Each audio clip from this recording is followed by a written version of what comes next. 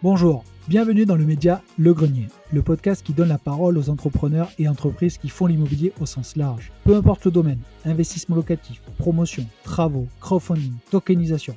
Mon but est simple, c'est d'avoir une conversation pour découvrir leur univers dans les moindres détails. Je m'appelle Mickaël et je suis le cofondateur de la société Green Living. On accompagne les particuliers à investir dans l'immobilier locatif. Nous sommes spécialisés dans la rénovation énergétique. En clair, les passeurs thermiques n'ont pas de secret pour nous. Alors si vous voulez découvrir le parcours de nos invités, leur motivation, comment ils font, abonnez-vous et rejoignez-moi dans cette conversation. Écoutez, merci à tous. Bonjour, je suis en présence de Hervé Degrève, qui est le cofondateur de on peut dire start-up, entreprise, de la start-up Vasco. Je veux dire start-up, on existe depuis 8 mois, donc on est start et j'espère qu'on est up. Oui. Surtout en ce moment, il faut être vraiment start-up bankable, donc c'est un peu le thématique de ces derniers temps. Alors, j'ai voulu recevoir Hervé, pour plusieurs choses, mais la thématique qui nous rassemble aujourd'hui, c'est comment financer la rénovation énergétique. Pour ceux qui nous suivent, le but est de parler de Vasco, mais nous, on est dans l'immobilier à rénovation, et surtout, c'est qu'on a un sujet de la rénovation énergétique sur le financement. Et j'ai identifié Hervé, on en parlait un peu en off tout à l'heure, parce que j'ai vu la boîte passer, pour être tout à fait honnête. Alors, je ne sais pas si c'est Madines ou un truc comme ça, je ne sais plus. Par contre, j'ai vu ta tête sur BFM un jour, et je dis, mais attends, et ça a matché. Et du coup, je t'ai envoyé un message de suite, et je dis, il faut que je l'interviewe pour voir un peu comment, aujourd'hui, les mecs ont construit une boîte pour financer la rénovation énergétique. Parce que c'est le sujet, tu oublies l'IMO, tu oublies la gestion locative, tu oublies tous les sujets un peu de l'investissement au sens général. Comment on fait. Avant toute chose, mon cher Hervé, je te propose de te présenter parce que j'ai vu que tu avais un assez beau parcours, en tout cas en termes de compétences pour arriver là où tu en es. Mais je te laisse le faire toi. Délivre-toi, mon cher Eh Hervé. ben, merci pour ton invitation, Mickaël. C'est un plaisir de prendre un petit peu de temps pour vous expliquer comment on est arrivé là, avec cette idée un peu folle, effectivement, de bousculer le financement de la rénovation énergétique. Moi, on est trois, du coup, à avoir cofondé Vasco au mois d'août dernier. C'est Ok. vraiment une start-up. Trois cofondateurs. Aujourd'hui, on est 6, c'est bientôt 10, parce qu'effectivement, le marché est immense et qu'il y a beaucoup de Français qui cherchent, pour des raisons diverses et variées, à rénover leur logement et qui sont confrontés à des problématiques de financement. Moi, je viens du monde de l'énergie. Je suis effectivement celui qui porte cette casquette-là dans l'équipe et je suis en charge aujourd'hui de sourcer des projets de travaux auprès Ouais. d'artisans, auprès d'acteurs de l'immobilier. Je viens du monde de la distribution d'énergie et même une énergie pas très clean et pas très propre qui est le fioul domestique dont on aimerait bien se débarrasser et qui concerne des millions de Français en zone rurale notamment. J'ai monté une marketplace qui s'appelle Fuel Reduc, qui intermédie des clients qui chauffent au fuel avec des distributeurs de fuel qui leur livrent du fuel. On a accompagné ces clients sur leur commande de fuel, comment payer son fuel moins cher en se regroupant, en finançant ça sur plusieurs mensualités. Et puis, chemin faisant, on les a beaucoup accompagnés sur la maintenance de leur chaudière, le changement de leur chaudière pour un nouveau mode de chauffage, l'isolation de leur logement, par le haut, par le bas, par le côté. Et on s'est rapproché de beaucoup d'acteurs de la rénovation. Et j'ai cédé la boîte en 2020 à un gros acteur de la réno énergétique s'appelle Helio et j'ai intégré ma boîte chez eux et j'ai découvert de l'intérieur ce qu'était la rénovation énergétique avec ses joies et ses peines et ce qui m'a donné envie l'an dernier en voyant l'accélération du marché de la réno globale qui est un peu le serpent de mer dans la profession. Ça fait 15 ans qu'on dit qu'il vaut mieux rénover tout d'un coup que faire ça geste par geste en s'arrêtant en chemin ou en faisant les gestes dans le mauvais sens. Mais voyant l'an dernier effectivement le gouvernement mettre sur la table des objectifs et flécher les aides qui étaient principalement monogestes depuis toujours vers des bouquets de travaux un peu plus intelligents et dans lesquels je me retrouvais plus. On a zoomé sur cette thématique et on a bossé, on s'est relevé les manches avec Sébastien et Mathieu pour aller bosser avec ces artisans que je connaissais bien et voir comment est-ce qu'on allait y arriver ou ne pas y arriver, pour identifier évidemment plein de bloqueurs dont on parle et dont toi tu dois parler tous les jours, les artisans dont on manque, des artisans qualifiés dont on manque, les préconisations de travaux qui sont parfois compliquées, les aides qui sont difficilement accessibles. Donc tout ça, on est d'accord, hein, c'est un sacré parcours du combattant que de rénover intelligemment sa maison, son appart. Mais un truc dont on parle assez peu, ou en tout cas qui est moins moins sexy et moins médiatique, c'est effectivement le financement du reste à charge. Quand tu as réussi à trouver les artisans, à décider quel scénario de chantier tu voulais mettre en œuvre et que tu as potentiellement identifié à quelles aides tu étais éligible et déposé ton dossier d'aide et que tu sais combien il te reste à payer à la fin du chantier, bah, il reste 30 000 euros à payer. Et en fait, bah, ça, soit tu as le cash sur ton compte, soit ta banque accepte de te le prêter, soit tu fais pas ton chantier. Donc nous, c'est ce dernier point qu'on a voulu zoomer. On s'est dit, c'est un gâchis immense. Il y a aujourd'hui des milliers de chantiers qui ne voient pas le jour chaque année parce qu'il n'y a pas de financement, soit parce que la banque ne veut pas financer, soit parce que le client ne veut pas se financer avec sa banque. Par exemple, qui course faut rajouter 300, 400 euros de mensualité, même si on peut aller les chercher, c'est pas forcément quelque chose de très rassurant quand on ne sait pas de quoi demain sera fait d'un point de vue pro, d'un point de vue perso. Et du coup, on a décidé de zoomer là-dessus, sur comment est-ce qu'on sort ces chantiers en proposant une solution de financement alternative. Donc, toute cette histoire pour arriver effectivement à notre solution actuelle qui consiste à payer 100% du chantier du client ou du reste à charge du chantier, peu importe. On est capable de prendre en charge toute ou partie de son chantier en échange non pas d'un prêt, mais d'une part de sa maison. Alors ça, Donc tu vois, là, effectivement, ça c'est ouais. typiquement, j'ai regardé un peu, j'ai creusé, et en fait, quand tu dis que vous prenez une part de sa maison, ça veut dire qu'à un moment donné, il y a une évaluation qui est faite Ouais, en amont. Parce qu'en fait, là, absolument. parce que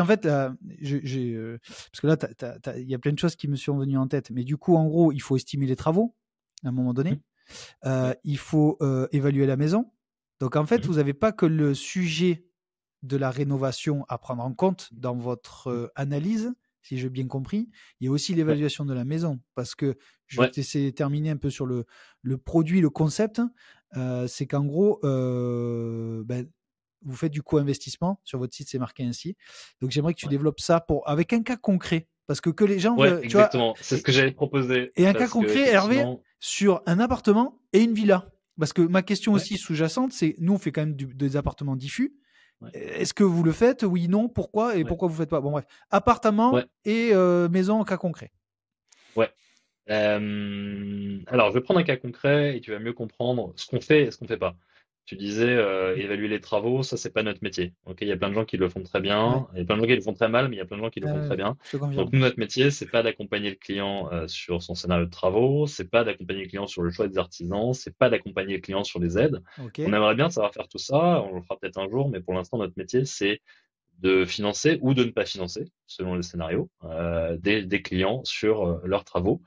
Et évidemment, ça nécessite, si on achète un bout de maison, ça nécessite d'être d'accord sur le prix de la maison. Alors, deux cas de figure, soit le prix il est déjà sur la table parce que le client est en train d'acheter son bien, donc Ouais. on peut aussi intervenir à ce moment-là. Donc dans ce cas-là, bah, en fait, il y a un prix auquel le client achète, et soit on est d'accord avec ce prix, et ça nous paraît intéressant de participer à cette opération et de prendre que le client achète 90% et nous 10%. Ça, c'est un des scénarios qui est assez minoritaire. Soit, effectivement, dans la majorité des cas, aujourd'hui, dans 90% de nos clients, c'est les propriétaires occupants, Ouais. donc qui ont un prix en tête, qu'on leur demande. Ensuite, nous, on a un prix, effectivement, qu'on peut estimer à distance via pas mal d'outils du marché que tu connais bien, qui te permettent, effectivement, en regardant dans le rétro et en regardant dans le futur, par rapport à plein de données de marché, ce que pourrait valoir ce bien et quel est son potentiel. Mais après, ça suffit pas. On fait passer, je sais pas, un expert immobilier Ouais. local pour mettre un prix sur le bien, qui a une expertise à notre charge. Une fois que le client est d'accord, effectivement, sur quelques premiers éléments qu'on a échangés et que le dossier nous semble sérieux, on fait passer un expert qui va toquer sur les murs, connaître le quartier mieux que personne et être capable de nous dire que, un exemple la semaine dernière, que ce bien-là qu'on a acheté à Sucy-en-Brie se situe dans le triangle d'or de Sucy-en-Brie. Donc Ouais. bien malin, l'expert immobilier national qui connaît le triangle d'or de chacune des communes françaises. Donc ça, c'est hyper important pour nous pour effectivement fixer un prix et il faut qu'on se mette d'accord sur un prix. Comme aujourd'hui, je fais rentrer des investisseurs dans ma startup, mais il faut qu'on se mette d'accord sur un prix. Donc pareil pour les particuliers, il faut qu'on se mette d'accord sur un prix. Sauf que c'est plus facile de fixer un prix d'une maison que de fixer un prix d'une startup. Il y a Ah, quand même ah oui. un peu plus de comparables. Et globalement, c'est pas trop c'est pas trop une problématique aujourd'hui. On essaie de le faire bien et d'avoir de la transparence vis-à-vis des clients là-dessus. Alors, je vais te donner un exemple. Je vais te donner un exemple de maison parce que c'est ce qu'on fait le plus aujourd'hui. C'est ce qu'on fait le plus plutôt parce que c'est ce qu'on nous amène, parce qu'on bosse avec pas mal d'artisans qui font plutôt de la maison que de l'appartement. Mais j'étais ce matin une bonne partie de la matinée avec des gens qui font beaucoup d'immeubles, même beaucoup de bailleurs sociaux, etc. Au fur et à mesure que les choses avancent, on va aussi faire de l'immeuble. L'immeuble, c'est un peu plus compliqué parce qu'il y a souvent beaucoup de gens à mettre d'accord. Donc, pour l'instant, on a plutôt pris des gens qui individuellement pouvaient lancer les travaux. Donc, je vais donner un exemple classique d'un financement de 30 000 euros dans une maison qui en vaut 300 000. Donc, on s'est mis d'accord sur le prix de cette maison qui est de 300 000 euros. Il reste 30 000 euros à financer. Donc, mettons un chantier, allez, classiquement, qui va valoir plutôt 60 000 euros, où il y a 50% d'aide, parce que tu le sais certainement, et on l'a beaucoup rabâché, mais ça vaut le coup de le dire, parce que depuis le 1er janvier, effectivement, les travaux de rénovation globale, si on suit le parcours préconisé effectivement par l'ANA, où les travaux, quel que soit son niveau de revenu, sont éligibles à 30 à 90% d'aide du Ouais. gouvernement. Ça, c'est une vraie nouveauté et qui n'était pas le cas et qui n'est pas conditionné. Le montant est conditionné au revenu, mais tout le monde est éligible et ça, c'est important que tout le monde le sache. La plupart de nos clients sont pas encore au courant. Ouais. Il y a beaucoup d'allers-retours aussi là-dessus. Donc, en 3 mois, il y a eu beaucoup de choses qui ont été élargies sur ma prime rénov. il y a eu beaucoup de choses qui ont été élargies, Beaucoup mais de choses. ça, c'est la grosse nouveauté et celle-ci, elle n'a pas bougé. On a entre 30 et 90% d'aide, quel que soit en fonction de son niveau de revenu, si on fait une réno globale, si on suit évidemment le parcours qui est tracé, et c'est normal qu'il y ait des exigences qui soient mises sur la table, c'est beaucoup d'argent. Donc, mettons qu'on finance, pour revenir à mon exemple, 30 000 euros de reste à charge sur un projet qui en vaut 60 000, de rénovation globale, donc on fait passer en moyenne 3 étiquettes énergétiques à cette maison. Donc, schématiquement, pour 60 000 euros, effectivement, on embarque souvent un projet autour du chauffage, de l'isolation et de la ventilation. Combien de mètres carrés elle fait la maison, par exemple? Écoute, cet exemple-là, mettons une centaine de mètres carrés. Non, mais voilà. Alors, je fais juste une parenthèse, c'est-à-dire que tu es à 600 euros de travaux de rénovation énergétique. Donc, non, mais ce que je veux dire, c'est remettre aussi le contexte du prix au mètre carré de travaux où on croit qu'il est toujours à 1000, 1500 euros. Chaque cas est différent. Voilà. Absolument. Et là, je te parle. Et là, ouais, non, hyper important ce que tu dis. Je crois que la moyenne aujourd'hui, alors ça, c'est des moyennes de moyenne, hein, mais c'est 700 euros du mètre carré sur la rénovation énergétique d'ampleur. Et là, je te parle de rénovation énergétique, hein, juste point important. On l'a dit en intro, nous, on ne finance que la réno énergétique. Donc, on finance pas des extensions, on finance pas des salles de bain, ni des cuisines. Tout ce qui a trait à l'énergie et à l'étiquette énergétique, on peut l'embarquer. Donc, tout ce qui est effectivement chauffage, isolation, ventilation. On va aller sur la production d'énergie aussi, sur du photovoltaïque, même potentiellement de la borne de recharge. Mais on va s'arrêter là et on va évidemment financer les travaux induits par la rénovation énergétique, un peu d'électricité, du placo, etc. Mais on va pas aller au-delà et on va pas aller sur de l'embellissement. Donc ça, c'est notre ligne rouge aujourd'hui. On est très sollicité pour faire tout un tas d'autres choses. Aujourd'hui, nous, ce qu'on fait, c'est les financements de la réno énergétique et il y a déjà suffisamment à faire là-dessus. Donc, contre ces 30 000 euros dans cette maison qui en vaut, dans ce beau pavillon, ce futur beau pavillon de 100 mètres carrés qui en vaut 300 000 euros avant travaux. La valo qu'on met, c'est la valo avant travaux. Donc, on va financer 10% de la valeur du bien en travaux. Et ça, on va l'échanger contre 13% du bien. Donc, on applique un ratio de 30% entre ce qu'on met sur la table et ce qu'on va détenir. Donc, dans ce même exemple, si on finançait pas 30 000 euros, mais 60 000 euros, donc 20% de la valeur du bien, la proposition qu'on ferait au client, c'est de détenir 26% du bien. Donc, c'est la même chose pour tous les clients. On applique un facteur 30% entre le pourcentage de travaux qu'on investit dans la maison et le pourcentage qu'on va détenir. Et c'est comme ça que nos investisseurs vont réaliser effectivement une plus-value à la sortie, parce qu'en regard de cet investissement, je t'expliquerai, il n'y a pas de mensualité. Donc c'est un peu l'équivalent de ce que te facturerait en taux une banque mensuellement ou annuellement.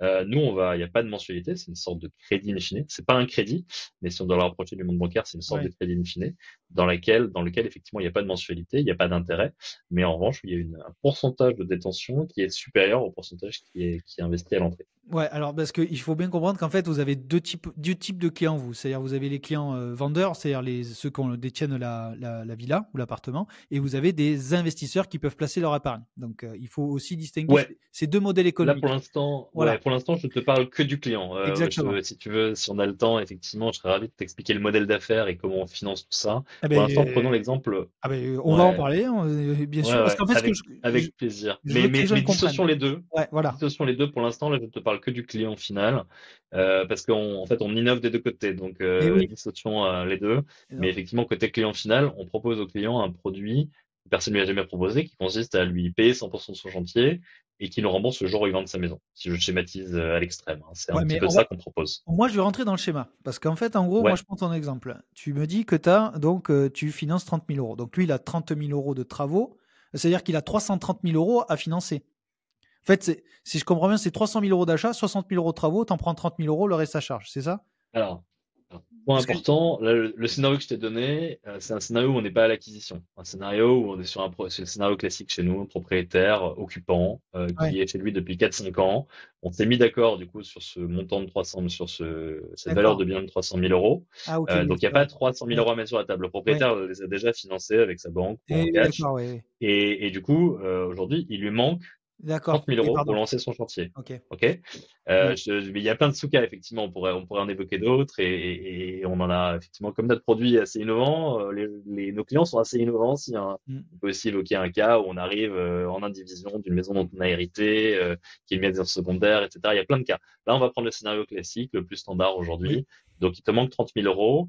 Globalement, tu les as pas sur ton compte bancaire ou pas mobilisables pour ce chantier. Ta banque n'est pas capable de les prêter ou tu es capable de les emprunter pour diverses raisons, hein, soit parce qu'effectivement t'as des ressources limitées, soit parce qu'effectivement tu es au taquet de ton endettement. On n'a pas que effectivement des ménages modestes qui viennent nous voir, on a aussi des gens qui ont du patrimoine ou qui ont des revenus assez confortables, mais qui à un instant T effectivement ont dépensé beaucoup d'argent pour l'acquisition de leurs biens, beaucoup d'argent pour l'embellir, pour refaire un tout du sol au plafond, mais qui, comme souvent, ont dépriorisé la réno énergétique parce que il y a 6 ans, quand ils l'ont acheté, on parlait pas autant de réno énergétique. Et C'est puis en sûr. fait, la réno énergétique, c'est sympa, mais c'est dans ta cave, c'est dans tes murs, c'est dans ton plafond.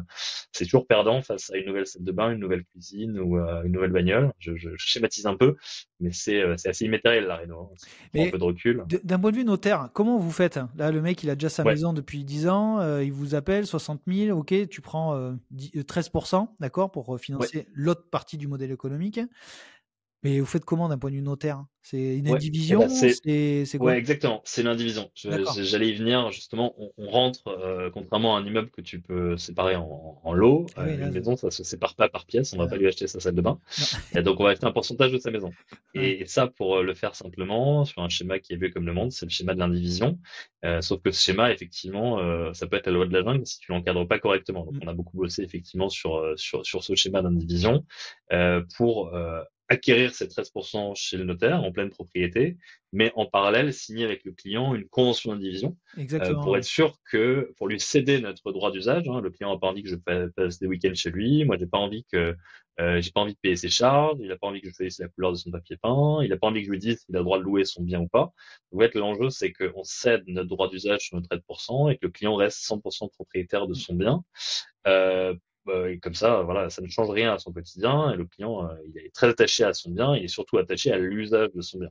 Donc ça, on a ni moi ni lui n'avons intérêt à y toucher et on va signer cette convention d'indivision pour une durée de 10 ans chez le notaire, en D'accord. parallèle de cet acte d'achat, qui va garantir, défendre ses intérêts et les nôtres pendant cette période-là et s'assurer qu'on devienne un espèce de copropriétaire, tu le disais tout à l'heure, dormant, pour que le client, pour qu'on soit pas sur le dos du client et qu'il puisse louer sa maison s'il le veut, refaire des travaux s'il le veut, etc.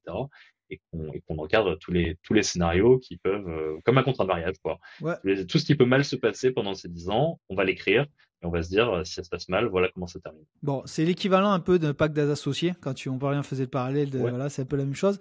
Mais tu vois, par exemple, exactement. l'indivision, je fais juste un petit focus, c'est que on croit que, parce que l'envers du décor de l'indivision, c'est que quand tu revends, si l'autre est pas OK, franchement, c'est compliqué. Mais ce que les gens ne savent pas, c'est que justement, c'est la convention d'indivision dont tu parles, c'est de mettre tous les termes du contrat de tous les scénarios pessimistes que tu as évoqués. Et moi, ma question, du coup, c'est OK, le mec, pourquoi 10 ans déjà? Pourquoi ce Ouais. délai?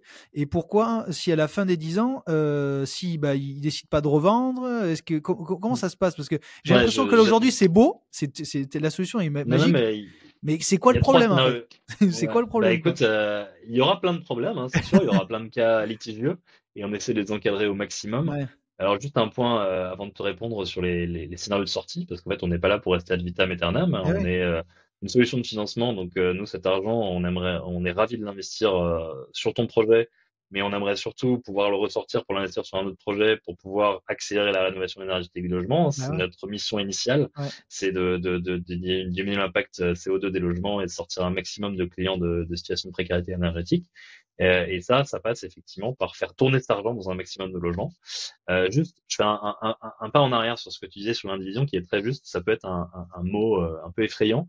Pourquoi? Parce qu'aujourd'hui, 99% des indivisions qui sont souvent des indivisions de fait liées à un héritage ou à exact. un divorce, des choses comme ça, elles sont pas encadrées. Donc elles tombent dans le droit commun, et l'indivision dans le droit commun, C'est c'est un truc l'enfer. qui est, en fait, c'est juste la loi de la jungle. Ouais. C'est-à-dire que chacun a le droit de dire le mort sur le projet, chacun doit payer sa Ah, part des charges. Et du coup, si t'es pas d'accord sur le fait que tu payes ta part des charges, et ben ça part au clash. ouais. S'il y en a un qui veut vendre, l'autre qui veut y passer ses vacances, et le troisième qui veut faire des travaux, et ben en fait, c'est celui qui veut vendre qui aura raison. Il y a le mot chapeau dans la division, c'est nul n'est censé rester en indivision. Donc si on est en indivision tous les deux sur un bien, même si j'ai 1% et que t'as 99%, si je veux récupérer mes 1%, bah soit tu me les achètes à la valeur de marché, soit si t'es pas d'accord de me payer ces 1% à la valeur de marché parce que tu trouves que cette valeur est débile, et ben je peux forcer la vente du bien. Donc ça, c'est si tu dans un scénario, comme 99%, ce chiffre, je sors un peu du chapeau, mais c'est les notaires qui nous le disent, la plupart des indivisions, des indivisaires, vu que c'est des indivisaires qui sont des indivisaires qui se connaissent, ton frère, ta sœur, ta femme, avec qui à l'instant T où tu hérites, où tu signes cette indivision, bah, tu estimes que tu te connais suffisamment bien pour te faire confiance, bah, dans 5 ans, ce sera peut-être pas la même histoire, et sauf que dans 5 ans, si t'as pas encadré les choses, bah, en fait, c'est la jurisprudence qui va te dire qui a raison, et en général, c'est effectivement celui qui veut vendre, et il est hors de question qu'on rentre dans ce schéma-là, donc l'indivision, c'est le modèle général, mais on ne signera jamais d'indivision sans convention d'indivision. Eh Une oui. convention d'indivision, c'est lourd, c'est pénible. On a mis, ça fait 8 mois qu'on bosse dessus et ça fait la 20e version de notre convention d'indivision. On itère pour encadrer, et certainement que ça va continuer comme ça, pour encadrer tous les cas litigieux qui pourraient arriver, le décès, le divorce, les accidents, les travaux qui se passent mal, etc. Mais en fait, effectivement, il faut prévoir tout ça. Et il faut prévoir notamment ce point important que tu citais, c'est la sortie. Et c'est la première question que nous posent nos clients. Et la première question, c'est est-ce que vous allez venir chez moi le week-end? La réponse est non, parce qu'on te cède le droit d'usage d'habitation. Et la deuxième question, c'est ok, c'est cool votre truc, mais où est le loup, quoi? C'est quoi la sortie? Et quand est-ce que vous allez me mettre dehors? Et en fait, là, il y a trois scénarios sur la table. Le premier, le plus classique, qui arrive dans la majorité des cas, c'est la cession du bien. Ouais. Donc le client, en fait, tu sais certainement qu'en France, en moyenne, les biens passent de main en main tous les 8 ans, Oui. même si c'est très variable d'une région à l'autre, d'un type de bien, etc. Mais donc nous, on signe ça pour 10 ans chez des clients qui sont déjà chez eux depuis quelques années. Donc statistiquement, en tout cas, la plupart des biens, dans les 10 ans de notre convention, vont se solder par une vente. Donc dans ce cas-là, dans mon exemple, bah toi, tu vas toucher 87% du prix de cession et moi 13% du prix de cession. La bonne nouvelle, c'est que ces 87% du prix de cession seront souvent supérieurs à 100% du prix de cession si tu n'avais pas fait les travaux. Mm. C'est l'intérêt aujourd'hui de faire des travaux, c'est qu'effectivement, un peu comme l'intérêt aujourd'hui que j'ai à vendre une partie de ma société à des investisseurs, c'est que ça va me permettre d'embaucher du monde et de pas faire la compta de ma boîte toute ma vie et de travailler depuis mon salon. Et ça va me ça va me permettre d'avoir plus de moyens. L'idée, c'est ce qu'on permet aux clients, c'est effectivement d'accéder à un projet qui va permettre de mieux vivre chez lui en payant moins de factures et potentiellement à la sortie de toucher plus d'argent qu'il en aurait touché s'il n'avait fait rentrer personne dans son projet. Premier scénario, on verra quel pourcentage de notre clientèle ça concerne, mais forcément plus que 80%, en tout cas statistiquement. Deuxième scénario de sortie, c'est que tu peux à tout moment nous racheter nos parts, donc à la valeur de marché. Donc les 13% que je détiens aujourd'hui, si aujourd'hui tu n'avais pas 30 000 initialement, donc effectivement il faut qu'il y ait un événement qui fasse que tu revendes une boîte, que tu partes à la retraite, que tu touches un héritage, un peu comme tu voudrais dans le monde bancaire rembourser un prêt par anticipation. Nous, tu peux le faire aussi via le rachat de nos parts. Ça arrivera assez peu fréquemment, comme ça arrive assez peu fréquemment à une banque de se faire racheter une créance par un client par anticipation. Mais en revanche, c'est quelque chose qui est possible, qui est encadré depuis le début. Donc, dans ce cas-là, si tu veux sortir 5 ans plus tard, bah, en fait, on se remet d'accord sur une valeur de marché, post-travaux, du coup. Et effectivement, tu me rachètes mes 13% à la valeur de marché en retournant chez le notaire.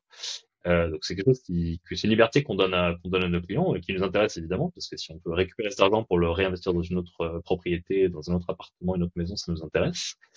Et la troisième option sur laquelle on a pas mal innové, c'est que si on va au bout des 10 ans de notre contrat initial et que tu es bien chez toi et que tu n'as pas les moyens ou pas la volonté de nous racheter nos parts, on peut tout à fait re-signer pour 10 ans. Donc on peut renouveler ce contrat-là aux mêmes conditions. Donc ça veut dire quoi? Ça veut dire que les 13% que j'avais, je vais y réappliquer 30%.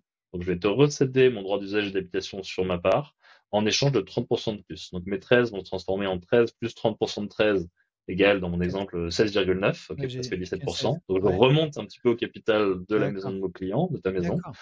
en échange du fait que je rebloque cet argent pour un horizon de 10 ans.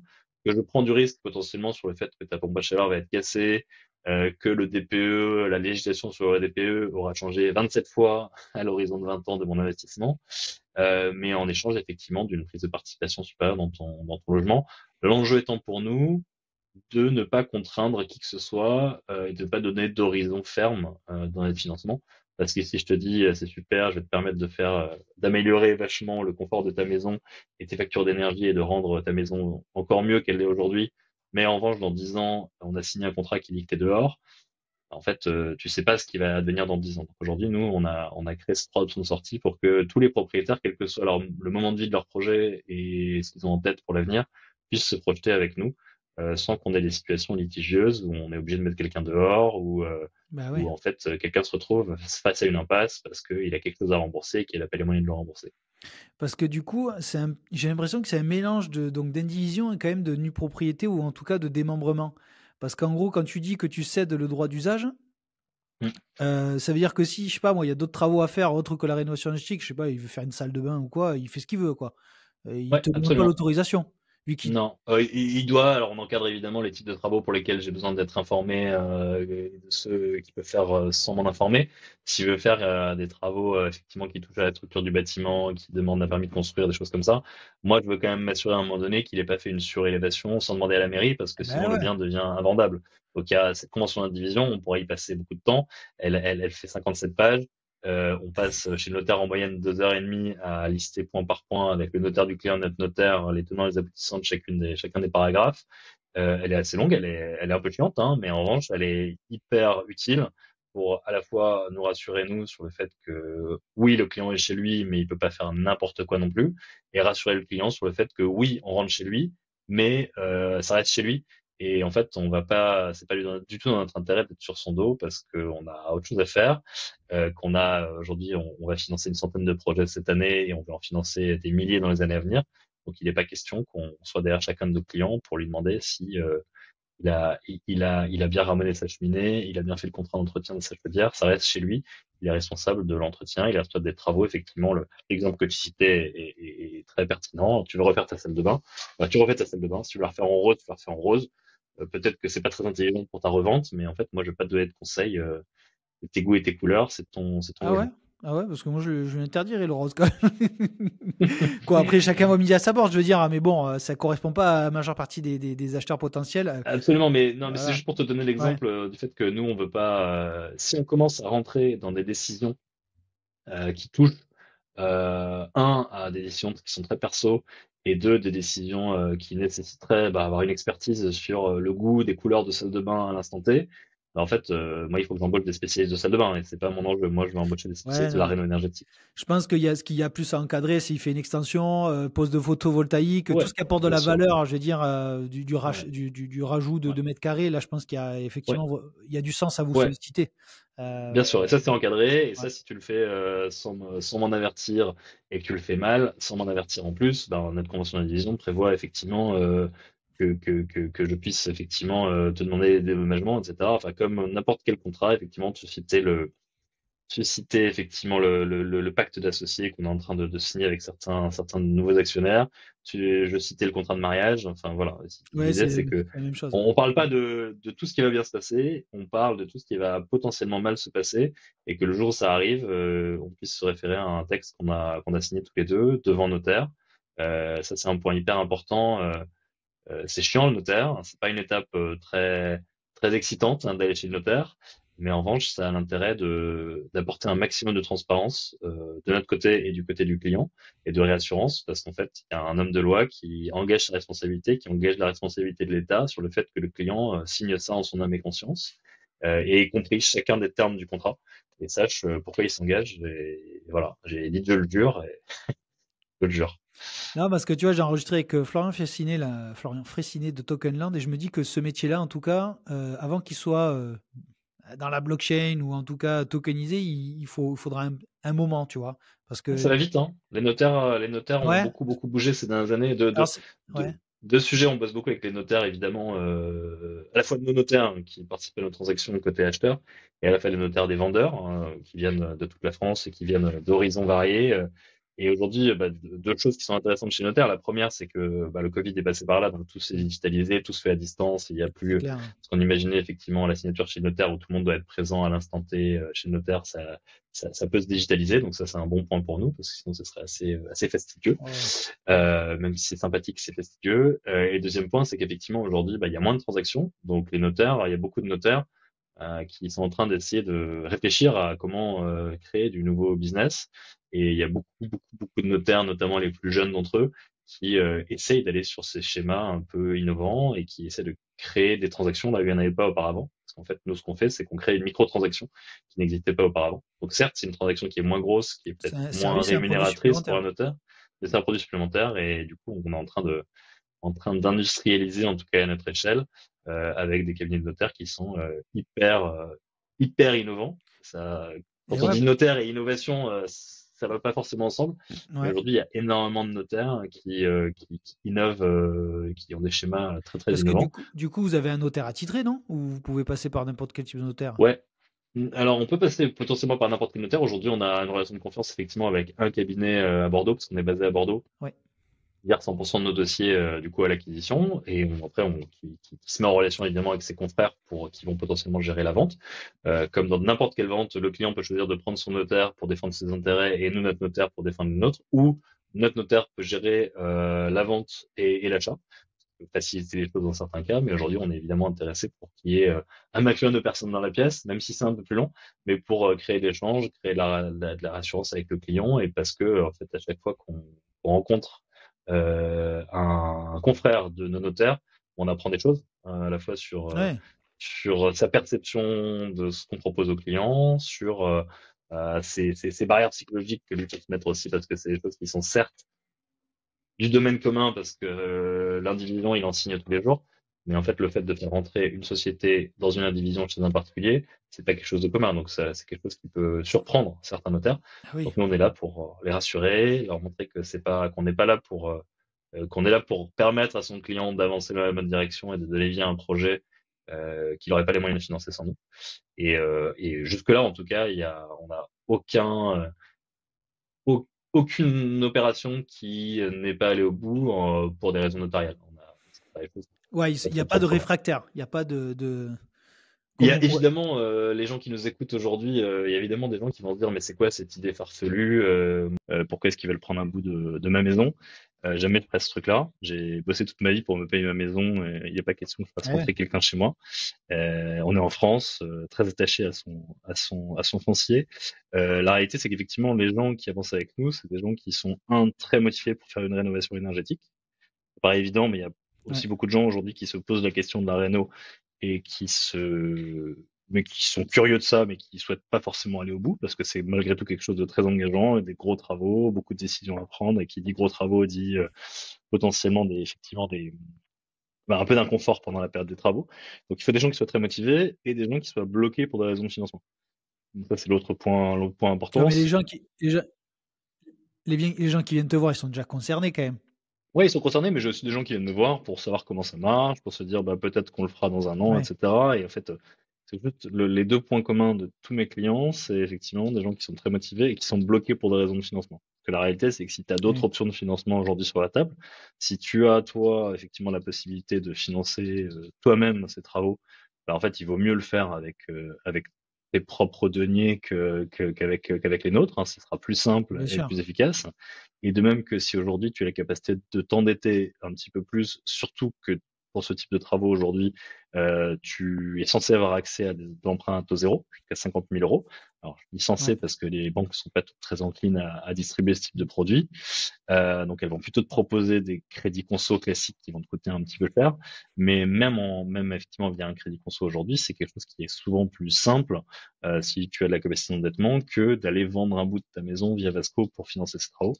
Donc, en fait, les gens aujourd'hui qui viennent nous voir et avec qui on contractualise, c'est des gens qui soient jeunes, qui soient vieux, qui soient effectivement avec des revenus modestes ou des revenus un peu plus confortables, mais c'est que des gens qui veulent faire des travaux pour plein de raisons différentes de rénovation énergétique, et d'eux qui sont bloqués pour des raisons de financement, effectivement, pour tout un tas de raisons également. Et ouais, parce que tu vois, là, il y a une question qui me vient, c'est que tu vois, la personne où c'est sa résidence principale, si elle a un EFG, quel intérêt, je pousse le vice, hein, Hervé, hein, mais quel est l'intérêt, elle, pour elle? Elle n'a pas d'interdiction de louer puisque c'est elle est propriétaire. Si elle vit dans une passoire thermique ad vitam aeternam, qu'est-ce qu'elle en a à faire? Tu vois, Ah bah, c'est, il y a c'est- des gens qui vivent très bien dans une passoire thermique, hein. Ils mettent des cols roulés, ils font du feu au milieu de leur salon, ils chauffent. Non, mais je rigole, mais en fait, qui chauffent très peu, du coup, qui mettent leur chaudière à ouais, minima et qui se chauffent de manière alternative, qui ferment limite un étage de leur maison. Et donc, ça, c'est la réalité de pas mal de Français aujourd'hui. Donc, effectivement, ces gens-là, il y en a certains qui se disent, bah, la réno énergétique, je le ferai pas. De toute façon, j'ai pas de projet de vente de ma maison. Et on n'est pas là pour les juger, hein, chacun vit comme il souhaite chez lui. Mais la réalité, effectivement, d'un propriétaire occupant qui est F ou G et qui est une passoire thermique, c'est que bah il y a une notion de confort qui est importante. Hein, vivre dans une passoire thermique, ouais. je sais pas si tu l'as déjà fait. Moi, ça m'est arrivé par le passé, notamment à Paris quand j'étais locataire. Et c'est quelque chose qui est vraiment pas agréable hein, au quotidien, que ce soit en été ou en hiver. Le deuxième, c'est la facture d'énergie. Donc, c'est chaque année qui passe un problème de plus en plus important et de plus en plus criant sur ton budget. Donc, si tu veux avoir un bon niveau de confort dans une passoire, autant te dire qu'il faut être aujourd'hui très très riche et accepter de balancer beaucoup d'argent par les fenêtres. Et puis le troisième point, on en parlait tout à l'heure, c'est l'aspect patrimonial. Parce qu'en fait, aujourd'hui, oui, tu peux te dire, je m'en fiche de l'écologie, je m'en fiche de ma facture, je m'en fiche de mon confort, ça va, je m'en accommode. Mais en revanche, effectivement, si on te dit que le jour où tu vends ta maison en F ou G, un, tu auras du mal à la vendre, et deux, tu vas la vendre certainement beaucoup moins cher que ce que tu l'aurais vendu si elle était mettons, C, même C ou D. Ben, en fait, ça permet de réfléchir. Donc c'est pour ça que la plupart de nos clients aujourd'hui, on parlera un peu d'appartements tout à l'heure et de bailleurs, mais la plupart de nos clients, c'est plutôt des propriétaires occupants qui ont valorisé à la fois le confort, à la fois l'économie d'énergie et à la fois effectivement la valeur patrimoniale de leurs travaux. Ouais, parce que tu vois, moi, je pense l'exemple de ma grand-mère. Tu vois, ma grand-mère a sa maison payée dans le charmant village de Moguio, à côté de Montpellier. Tu vois, je pense à elle parce que c'est sa maison, c'est une passoire thermique, franchement. Et moi qui suis en plus, je suis dans le système depuis une dizaine d'années. Je lui ai dit, mamie, il faut que tu fasses ça, ça, ça. Mais elles sont, tu vois, je pense que tu vois, elle n'est pas du tout dans le scope d'ailleurs. Mais elle, je suis sûr qu'elle a des consommations d'énergie de malade. Elle a mis un poêle à granules, elle a changé ses menuiseries, mais en fait, c'est une ITE qu'il faut qu'elle fasse, une isolation par l'extérieur. Elle l'a jamais fait. Mais le budget, en fait, il a été mal orienté il y a quelques années.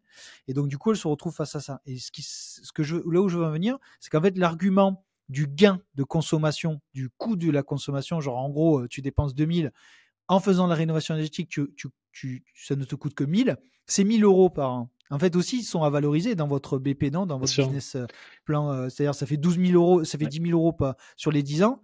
Donc, potentiellement 10 000 euros de gain si Mm. la personne elle fait appel à vous sur 30.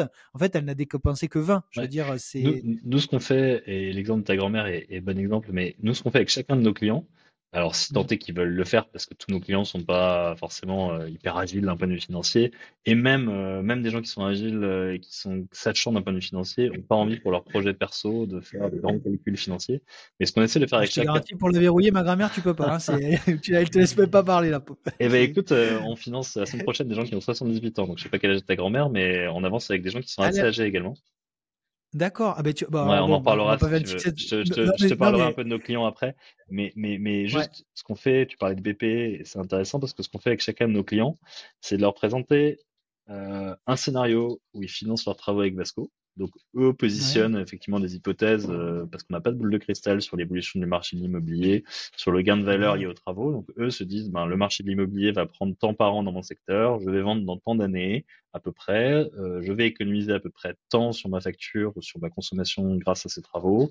L'énergie va prendre tant par an. Donc il y a quelques critères comme ça qu'on les aide à Ouais. choisir, mais sur lesquels eux se positionnent. On n'est pas là pour leur vendre des travaux qui vont diviser par 8 leur consommation. On n'est pas des vendeurs de travaux.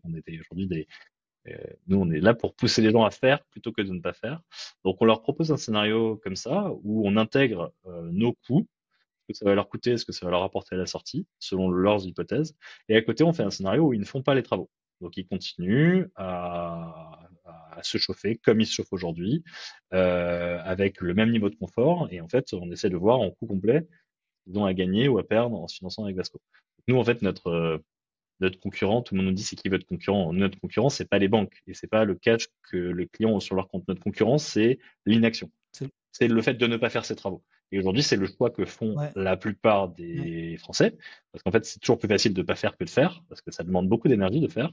Et aujourd'hui, on essaie de se battre contre les gens qui font pas et qui se trouvent plein de bonnes raisons pour pas faire. Et il y en a des bonnes. Hein. C'est dur de trouver des artisans. Il y a des artisans véreux. Les aides, c'est compliqué à obtenir, etc. Il y a plein de raisons de pas y aller. Ça demande, ça crée de l'inconfort effectivement de se lancer dans les travaux. Et nous, on leur dit juste que tout ça, c'est surmontable et que la dernière étape, qui est celle du financement, qui paraît la plus insurmontable, elle est aussi surmontable parce qu'en fait, cet argent, ils pensent ne pas l'avoir aujourd'hui, mais en fait, il existe. Simplement, il n'est pas sur leur compte bancaire. Il n'est pas à la banque, il est dans leur patrimoine, il est dans leur logement. Et on leur propose d'activer ça pour éviter ces situations, comme celle de ta grand-mère, qui est l'exemple de papy, mamie, 78 ans, qui vivent chez eux dans une situation de précarité énergétique parce que leur facture d'énergie pèse très lourdement sur leur petite retraite et qui se disent aujourd'hui, je veux finir mes jours chez moi, chez nous. On veut pas aller en EHPAD, on veut rester chez nous et plutôt que de rester chez nous dans un mauvais niveau de confort avec des trop grosses factures qu'on pourra peut-être plus payer dans 5 ans et de léguer le jour où on décède à nos enfants une passoire thermique dont ils sauront pas quoi faire parce que soit ils vont la vendre à la caisse, soit ils vont vouloir faire des travaux dedans qui va leur causer des tracas supplémentaires suite à l'héritage. En fait, je vais leur léguer quelque chose dans lequel ils pourront soit habiter, soit vendre dans des bonnes conditions. Donc ta grand-mère Parce que est du tout à fait coup, dans notre scope. vous jouez aussi sur la valeur verte, j'imagine. Parce que nous, Ouais. quand on dit on joue, c'est pas pour. Mais nous, on est typiquement dans ça. C'est-à-dire qu'on dit aux gens, écoutez, vous avez effectivement le coût de la consommation à prendre en compte, ce qui est en fait le pouvoir d'achat direct, en fait. Et vous avez aussi à valoriser. Alors bon, nous, on fait que l'investissement, donc c'est sûr qu'on le prend en compte. Mais il y a aussi ça sur la valeur patrimoniale, parce que tu parles de valeur patrimoniale, mais moi, j'associe dans ton métier ouais, il n'y a pas un mot qui résume ça, qui mutualise ces deux mots, mais c'est la valeur patrimoniale verte. Ouais, Tu vois, ouais, je bah veux dire, quand je te parle de c'est. ça, quand je te parle de l'exemple de tout à l'heure que je t'ai donné où 87% de ta maison bien rénovée valent plus que 100% de ta passoire thermique, c'est grâce à Ouais, la exact, ouais. valeur verte que j'ai créée au Ouais, passage. Alors, valeur verte ouais. qui est évidemment conditionnée au fait que je fasse bien les travaux, que j'atteigne Alors, l'étiquette énergétique ouais. cible. Mais aujourd'hui, si tu suivre et relayer ces chiffres, hein, les notaires de France sortent chaque année cette étude qui te donne une estimation région par région de la valeur verte. Et tu fais une moyenne de toutes ces valeurs vertes. Aujourd'hui, une étiquette énergétique, en moyenne, en France, rapporte 6 points de valeur à un logement. Ouais. Évidemment. Et ça, c'était 4 2 ans avant, c'était 5 l'année précédente, c'est 6 cette année. Est-ce que ce sera 10 dans quelques années? Je ne sais pas, mais en tout cas, à mesure que la réglementation se durcit, à mesure que l'énergie se renchérit, à mesure que les gens prennent conscience aussi que leur logement pèse lourdement sur le réchauffement climatique, cette valeur verte est quelque chose qui va forcément grossir dans les années à venir.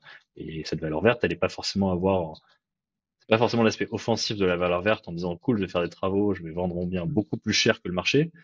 Il y a beaucoup de gens aujourd'hui qui raisonnent à l'inverse, qui se disent, en fait, si je fais pas mes travaux, le différentiel entre une maison rénovée et non rénovée va être de plus en plus important. Donc, si je fais pas mes travaux, je vais dégrader la valeur de mon bien, la liquidité et la valeur de D'accord. mon bien.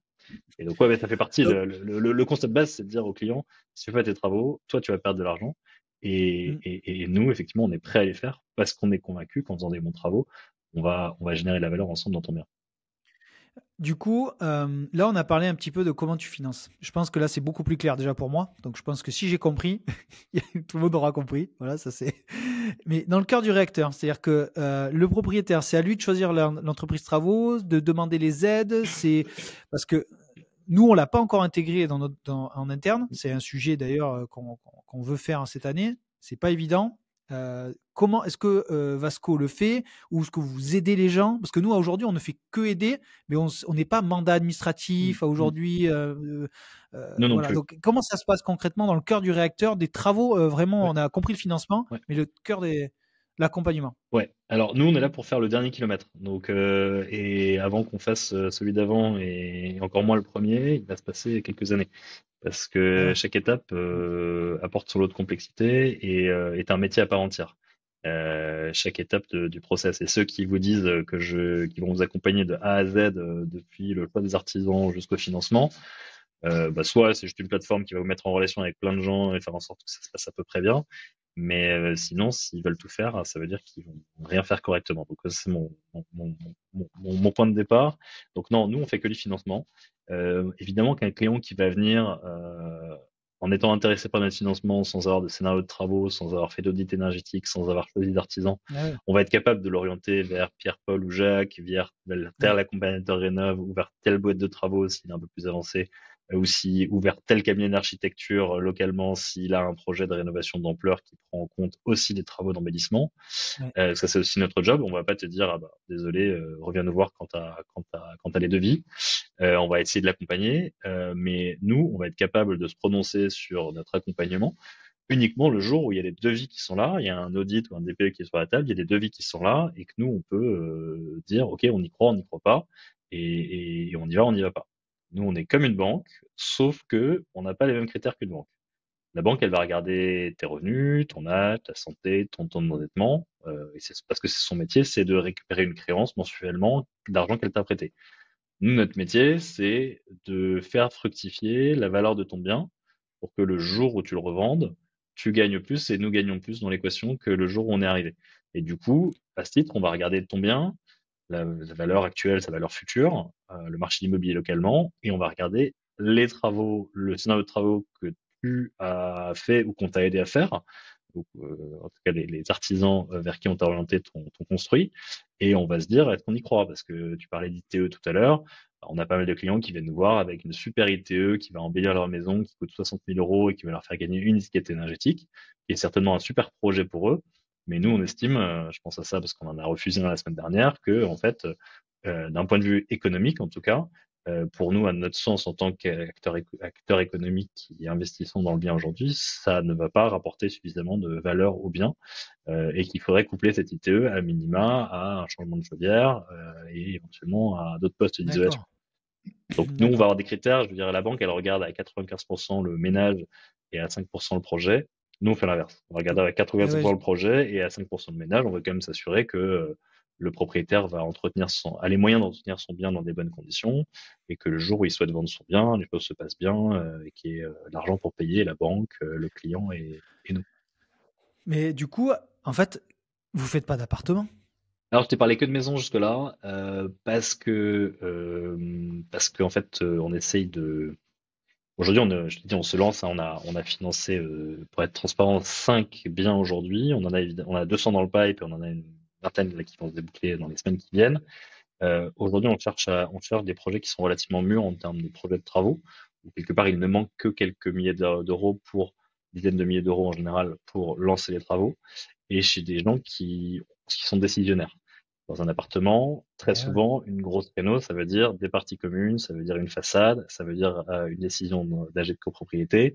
Donc, ça veut dire un temps qui est très très long. Donc, il y a 3 scénarios dans lesquels on peut aussi avancer sur des travaux. Et on commence à le faire de plus en plus avec des boîtes qui font des immeubles et des appartes. Le premier, c'est s'il y a des gros travaux de copro, de rénovation globale de l'immeuble, et qu'il y a par exemple un appart ou 2 appartes qui n'ont pas de capacité de financement, bah, nous on peut débloquer tous les travaux en finançant ces appartes-là bloqués pour des raisons de financement. Mais on ne veut pas intervenir plus tôt dans la chaîne de décision parce que si on présente notre projet, on a déjà essayé en AG de copropriété dès le début des travaux. En fait, peut-être qu'on se Ah, retrouve dans 4 ans quand tout le monde se sera mis ah, d'accord. Donc ça, on ne veut pas se lancer ouais. là-dedans aujourd'hui. Donc débloquer un chantier qui est avancé, ça on sait le faire. On va le faire là bientôt. Deuxième scénario, ITI, enfin rénovation individuelle d'un logement, notamment dans des zones un peu moins tendues que Paris où les prix valent, où le mètre carré vaut 10 000 euros. Donc quand ça fait sens quand il y a une chaudière individuelle et que ça fait sens, quitte à perdre quelques mètres carrés, de faire une rénovation sans toucher aux parties communes, ça on peut tout à fait avancer et ça peut être tout à fait intelligent d'un point de vue économique et d'un point de vue confort et d'un point de vue écologique. Donc ça, on sait le faire aussi. Et le troisième scénario, c'est des immeubles complets, monopropriétaires, Eh oui. où il y a un décisionnaire et c'est très souvent compliqué à financer parce que c'est des gros montants, qu'il y a assez peu d'aides, qu'il y a assez peu de solutions de financement quand il faut financer effectivement 300 000, 400 000 euros de rénovation complète d'un immeuble. Donc ça aussi, on sait le faire. Aujourd'hui, on le fait peu parce que on préfère faire 10 chantiers à 40 000 euros qu'un chantier à 400 000 euros, parce qu'on apprend plus et que c'est plus intéressant à ce stade. Demain, effectivement, assez vite, là, d'ici fin d'année, on a vocation à adresser des chantiers d'ampleur un peu plus plus grand nom. Ouais, parce que du coup, là, bon, moi, nous, on fait beaucoup de diffus, et le truc, c'est la difficulté, c'est les syndics. Et les syndics, c'est une inertie. Tu vois, il y a je sais pas si tu dois le savoir, mais maintenant, tu as le PPT, je crois que c'est le En plan pluriannuel de travaux. pluriannuel de Ouais. travaux. Donc, en fait, ce n'est apparu que depuis 2-3 ans dans les AG, tout ça. Donc, dans un temps syndic, c'est 2 mois, hein, 2 ans. C'est tellement l'inertie est énorme. Donc, je me dis qu'en fait, effectivement, on a eu plein de cas, d'ailleurs, je pourrais te citer des cas, mais où c'est très difficile d'incorporer, alors qu'on aurait pu faire beaucoup mieux de rénovation énergétique en incluant la copro. Mais il y a tellement un débat sur le financement qu'on a fait des choix techniques et des choix financiers malgré tout. Mais il y a une autre chose de typologie de bâtiment, c'est les bâtiments tertiaires. Est-ce que, vous l'avez identifié? Est-ce que c'est quelque chose que vous allez adresser dans les mois, années à venir? Parce que souvent, ce que j'entends, parce que nous, on a commencé à discuter avec sur une de nos activités, sur la boîte de travaux en rénovation énergétique, que les bâtiments tertiaires, à aujourd'hui, oui, ils doivent consommer moins, ok, mais ils sentent pas d'obligation, tu vois. Et donc, du coup, les acteurs nous disent, OK, les gars, ben, c'est bien ce que vous faites. Nous, vous êtes câblés, vous avez un bureau d'études, bon, bref. Mais par contre, moi, je les fais pas, on me dit rien. Alors Tu ça va vois? changer quand même. Il y a quand même un coup près à 2030, il y a un décret tertiaire qui va tomber et Et ouais, mais qui est important. ils te disent c'est loin. Ils Ouais, te disent c'est loin. 2030, Eh ouais. c'est à la fois loin et c'est à la fois demain si on n'a pas du tout prévu ce type de dépenses, et notamment sur des circuits de décision assez longs dans le public, etc. Donc moi je connais bien ce sujet et pour l'instant on veut s'en tenir assez loin parce qu'on pense premièrement que le sujet est beaucoup plus bloqué chez les particuliers qu'il l'est chez les professionnels. Ah, ça, c'est sûr. Parce qu'en fait, Ouais. quand on est professionnel, même si on n'a pas ma prime rénov, on a accès à du financement bancaire. Quelque part, ce qu'on propose nous, à savoir vendre un bout de sa maison pour financer sa rénovation, quand on est propriétaire d'une société, en fait, on peut le faire. C'est-à-dire qu'on peut vendre un bout de sa Ouais. société pour financer sa rénovation, la rénovation de son entrepôt, Se l'acquisition d'une développer. société. Enfin, Tout à on a fait. plein de sujets. Aujourd'hui, quand on est particulier, on regarde ses comptes bancaires, on regarde ses revenus futurs via sa banque. Et si on n'a pas l'argent d'un côté ou de l'autre, on n'avance pas. Aujourd'hui, et que ce soit évidemment qu'il y a, c'est pas une généralité, il y a plein de pros qui galèrent, notamment des petits pros commencent à venir nous voir, mais c'est pas la même logique. C'est déjà rénover un commerce, rénover une boulangerie. On commence à avoir des dossiers qui arrivent, mais en fait, c'est un autre métier qui est plus Ouais. du B2B. La valorisation d'une boulangerie est pas du tout le même rationnel que la valorisation d'une maison. Donc aujourd'hui, Ouais. on veut vraiment être très concentré sur le particulier, diffus, et tout ce qui n'est pas du particulier diffus, aujourd'hui, on le refuse. Et parce qu'il y a, même s'il n'y a pas les mêmes financements, il y a évidemment les certificats d'économie d'énergie qui peuvent aider certains projets. Il y a pas autant d'aide, mais l'accès au financement, à nos yeux en tout cas, est moins bloqué qu'il ne l'est pour les particuliers. Et puis parce qu'en fait, nous, ça nous intéresse à titre perso, on a toujours fait du particulier, et à titre perso, ça nous intéresse beaucoup plus d'aller créer un produit qui peut potentiellement intéresser ta grand-mère. Et on a beaucoup plus de facilité à se projeter effectivement dans la réflexion de ta grand-mère que celle qu'on a à se projeter dans la réflexion d'un boulanger ou d'un propriétaire d'immeuble de bureau. Ouais, donc, du coup, tout ce qui est foncière ou SCPI destiné à l'habitation, vous y allez pas encore. Pas encore. Écoute, je dis pas non, mais en tout cas aujourd'hui on essaie d'être vachement focus sur le particulier, individuel. D'accord, ouais, On non. discute avec des bailleurs sociaux, on discute avec des collectivités, Ouais. mais plutôt quand on a des discussions avec des acteurs B2B, c'est plutôt sous forme de prescription parce que eux sont en contact avec des clients particuliers et pourraient préconiser une solution. Effectivement, de là à rénover une école via ce dispositif et devenir propriétaire de 10% d'une école d'un village, on y arrivera peut-être un jour, et parce qu'on a la Ouais. conviction que cette mécanique, elle peut être adaptée aussi à plein de schémas. On est aussi sollicité par pas mal de clients en Belgique, au Luxembourg, dans des pays francophones qui ont entendu parler de nous parce qu'ils écoutent les médias français.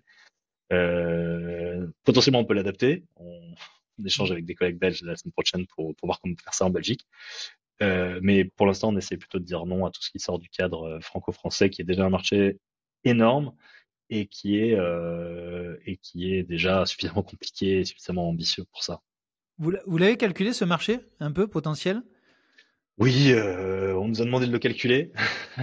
Euh, ce qu'on sait, oui, on estime que le marché de la rénovation énergétique aujourd'hui pèse un peu plus de 30 milliards d'euros. Et là-dedans, effectivement, si tu zoomes sur la rénovation globale, tu as une plus petite part de ce marché qui passe quelques milliards aujourd'hui, je crois à 3 ou 4, qui est amené. Notre combat, c'est nous, ce qui nous suffit, c'est de se dire, ok, c'est des gros marchés et surtout, c'est des marchés qui sont en forte croissance. Alors certes, la croissance, elle va pas suivre la même courbe qu'on aimerait qu'elle suive. Hein. Ce qu'on voit depuis 20 ans, Mm. c'est que c'est des marchés qui mettent du temps à décoller. C'est des marchés qui sont compliqués. C'est des marchés sur lesquels il y a des gros investissements qui sont très diffus. Mais en revanche, on sait que c'est des marchés qui vont grossir dans les années à venir et sur lesquels il y a plein de choses à faire. Ok. Et du coup, de l'autre côté, comment on finance tout ça? Parce qu'on a Ouais. évoqué en début d'épisode, on a parlé du côté propriétaire, mais du côté, vous avez aussi un côté investisseur Mm. qui peuvent placer leur épargne pour financer tout ça. Donc, explique-nous un peu l'envers en fait, l'extrémité un petit peu de votre modèle Ouais. économique et aussi de compléter ben, comment vit Vasco, comment se rémunère Ouais. Vasco, pour qu'on, si tu souhaites Ouais, échanger bien là-dessus, sûr. pour que les gens comprennent le modèle qu'il y a derrière Mm. cette organisation. Il y a un modèle pareil hein, qui est un peu innovant dans le monde de la réno énergétique, mais qui l'est un peu moins dans le monde de l'immobilier, qui est un modèle de foncière et de société de gestion. Donc on a d'un côté effectivement construit une foncière qui s'appelle Gamma, Vasco de Gama. Gamma, c'est un produit financier aujourd'hui qui va détenir les bouts de maisons qu'on a rénovées, dans lequel effectivement, Ouais. comme tu le disais, rentrent aujourd'hui des investisseurs particuliers. Demain entreront des investisseurs institutionnels avec qui on échange aussi déjà fréquemment, mais qui ont besoin de voir qui sont nos 10, 20, 30 premiers projets avant de réfléchir à un investissement. Donc là, effectivement, c'est un produit immobilier, je dirais assez classique, sauf que ce qui est pas classique, c'est qu'on achète des bouts de maison, et ce qui est pas classique, c'est que l'argent, on le flèche à 100% vers la rénovation énergétique. Donc c'est ça, mais c'est une sorte de pierre-papier où tu deviens propriétaire effectivement d'un bout d'une foncière qui elle-même est propriétaire de bouts de passoire thermique qu'elle va transformer en bout de maison rénovée. Si je le dis avec des mots très très simples. Ouais. Et c'est un produit du coup assez innovant dans le sens où ben, il est adossé à de l'immobilier résidentiel ancien, donc qui est dont la valeur est un peu attaquée en ce moment, mais qui sur le long terme est un produit assez résilient dans le sens où on construit plus beaucoup de neuf, c'est plus de plus en plus compliqué de construire du neuf, on est de plus en plus nombreux, donc il va falloir rénover un maximum de logements et ils vont conserver de la valeur. Le deuxième levier de création de valeur pour ces investisseurs, c'est qu'on détient, je te l'ai expliqué, 30% de plus que ce qu'on a investi. Donc en fait, tu fais déjà 30% de plus-value latente quand tu investis. Le troisième levier, c'est que c'est ce dont on a parlé aussi, c'est la valeur verte. Donc 6 points par étiquette énergétique. Donc le jour où tu as fini les travaux, effectivement, si tu as fait passer 3 étiquettes, bah, théoriquement en tout cas, tu as pu gagner, si tu as fait les travaux correctement, 15 ou 20% de la valeur du bien. Et le dernier levier important, c'est on a obtenu un agrément ESUS dans cette foncière, entreprise Ouais. solidaire d'utilité sociale, qui est un agrément délivré par le ministère du Budget et qui atteste effectivement de l'utilité sociale, l'utilité sociétale du coup, à la fois sociale et environnementale du projet, et qui permet aux investisseurs dans la foncière de défiscaliser 25% de l'investissement quand ils rentrent. Donc en D'accord. fait, ces différents effets cumulés font nous permettent de proposer aujourd'hui un produit qui a un rendement annuel de l'ordre de 9%, un rendement cible de 9%, qui a évidemment pas un rendement qu'on va distribuer, parce que de l'autre côté, dont on a parlé tout à l'heure, on ne prend Ouais. pas de C'est loyer, infini. donc c'est un Ouais. rendement Eh oui. capitalisant in fine, qui est des Ouais. parts Ouais. valorisées de 8 à 9% par an, via ces différents effets, nets de frais, hein, évidemment. Et donc c'est un produit effectivement plutôt moyen terme, d'investissement plutôt moyen terme, dont la liquidité n'est pas liée à la liquidité d'un bien, évidemment. Hein, c'est un produit évidemment sur lequel on cherche à ce que les gens s'engagent quelques années, mais si quelqu'un veut sortir ses parts au bout de 3 ans, il peut tout à fait le faire. Hein, il ne doit pas attendre qu'une maison se vende pour pouvoir sortir ses parts. Nos clients n'achètent pas un bout de telle maison, ils achètent un bout de la foncière qui elle-même détient plein de maisons, dont certaines vont être vendues au bout d'1 an, d'autres au bout de 2 ans, d'autres au bout de 3 ans, etc. Donc effectivement, ça c'est notre cerveau gauche, donc c'est celui qui finance les projets, dans lequel aujourd'hui on a fait rentrer un peu plus d'1 million d'euros et qu'on va d'ailleurs, sur lequel on n'a pas communiqué aujourd'hui, mais dans lequel qu'on va ouvrir un peu plus largement à l'épargne publique prochainement, début mai. Et de l'autre côté, on a À partir de quel ouais, ticket? à partir de 500 euros. C'est 500 euros? ouais, ouais. Alors aujourd'hui, Ah ouais. le ticket moyen aujourd'hui des investisseurs, c'est plutôt quelques milliers d'euros, mais on va ouvrir ça plus largement, effectivement, à l'épargne populaire. On va évidemment aussi proposer ce produit sur des plateformes de financement, de crowdfunding immobilier ou de crowdfunding à impact, Ouais, il y a comme voilà, Lita, il y a exactement. ouais, Donc Abric, on va certainement travailler ouais. avec l'ITA très prochainement sur ce produit-là pour le faire Je suis connaître. client Lita. Ouais, Client Lita, bon, après je pense que tous ceux qui sont un peu engagés à droite et à gauche connaissent Lita, ouais, mais je vous invite à aller voir parce qu'ils ont de super projets ouais, solidaires ou immobiliers, ouais. vraiment pas mal. Et ça fait des mois qu'on discute avec eux. Et moi, pour l'avoir vu de l'autre côté du spectre, du coup, en tant Mm. que société financée potentiellement par la communauté LITA, je peux te dire qu'ils sont très, très, très, très regardants Ah sur les ouais, projets. ah ouais, ouais. C'est-à-dire que Ouais. ils ont regardé notre projet de beaucoup plus près que beaucoup d'investisseurs qui ont investi directement dans le projet. Donc, les projets que vous voyez sortir sur l'ITA aujourd'hui, c'est pas juste quelqu'un qui a une bonne idée, qui a une conscience écologique. C'est un projet que l'ITA a analysé dans les moindres détails. Et s'il le propose, c'est qu'il y a, a priori, en tout cas sur le papier, un impact social ou environnemental qui est fort et qui a été analysé profondément par eux. Donc c'est le genre de plateforme effectivement avec qui on s'entend bien et qui va nous aider effectivement à collecter. On a collecté, je te disais, un peu plus d'un million là à date et on cherche pour financer une centaine de projets cette année à collecter à peu près 5 millions. Donc il va quand même falloir convaincre pas mal de monde. Aller au charbon, il va Ouais, falloir charbonner là. exactement. Ce qu'on va commencer à faire, mais après il faut, c'est aussi une logique de, on va faire entrer des projets d'un côté et de l'argent de l'autre. On ne peut pas collecter trop d'argent avant d'avoir des projets à déployer, parce qu'on n'est pas là, Ouais. on n'est pas une banque, on ne veut pas juste collecter de l'argent et le garder sur nos comptes bancaires. On veut pouvoir le déployer rapidement pour servir à un rendement intéressant. Et de l'autre côté, effectivement, pour faire tourner la boutique, on va pas attendre que les biens se vendent.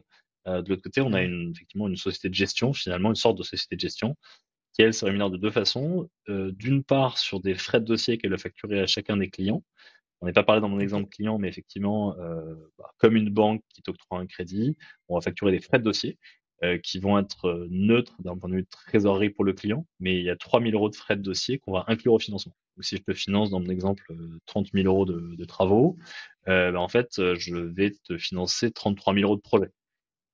Donc, c'est-à-dire que en equity de ta maison, en valeur de ta maison, ça va te coûter 33 000 euros. Donc, chaque dossier D'accord. aujourd'hui, on Ok. facture 3 000 euros qui servent effectivement à amortir les frais effectivement, de sourcing de ce projet, de sélection de ce projet, les frais de notaire aussi qui sont à notre charge. Donc ça, bon, ça va être absorbé en partie par les 3 000 euros de frais de dossier qu'on facture par client.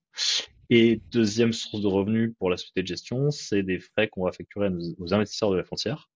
Donc, on va facturer des frais à l'entrée dans la foncière et des frais de gestion du portefeuille d'actifs annuellement aux investisseurs de la foncière, puisque c'est la société de gestion qui va sourcer les biens, sélectionner les biens et qui va suivre les clients sur la durée de l'investissement. Et les investisseurs de la foncière vont les rémunérer pour ça. Et ça, c'est inclus évidemment dans les frais de gestion dans le TRI que je t'ai évoqué tout à l'heure de 9%. Et vous êtes combien? Tu m'as dit 6, bientôt 10, non, pour faire tout ça? Ouais, on est depuis récemment 6. Et effectivement, on a bossé à trois cofondateurs depuis quelques mois pour construire le socle de ce financement, et notamment toute cette structure juridique qui est assez complexe, hein, quand je explique dans le détail, mais qui est nécessaire aujourd'hui pour pas mélanger des fruits et des carottes, hein, parce que d'un côté, on a des Ouais. investisseurs qui investissent dans l'immobilier, qui achètent des bouts de biens, et de l'autre côté, on a des investisseurs qui investissent dans la startup et qui investissent plutôt sur nous, sur la construction de toute une technologie autour, d'une stratégie Parce que commerciale. vous avez Ouais, levé, on est non? Ou pas? Je sais en train pas. de finaliser Ouais. une levée là, financer du coup les D'accord. opérations de l'autre côté. Donc, ouais. Et ouais.